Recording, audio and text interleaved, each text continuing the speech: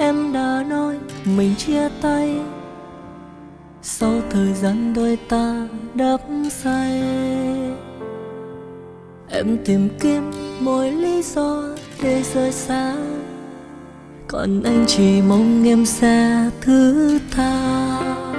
Nhưng em không nghe anh, em chỉ cần rời xa anh. Biết thật rồi em đã yêu ai. Rồi thời gian qua em lặng thinh, đôi ta không gặp nhau.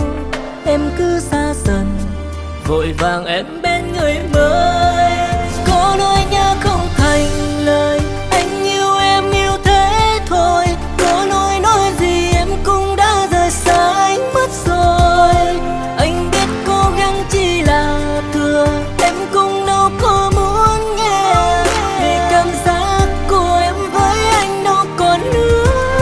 Anh muốn nói hết nỗi lòng này, câu ca anh luôn hát lên. Mỗi khi nhớ về em anh lại viết thêm bài hát buồn.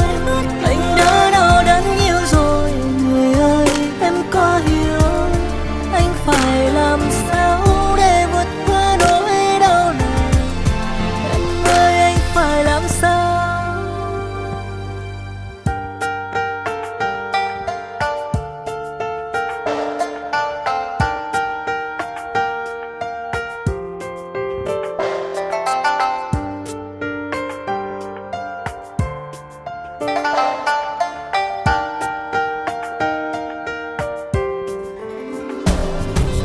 Em đã xa rời anh, em đã xa khuất anh.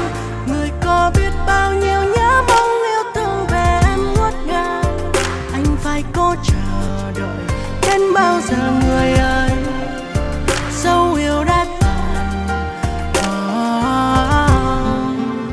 Nhưng em không nghe anh, em chỉ cần rời xa anh. Biết thật rồi em đã yêu ai.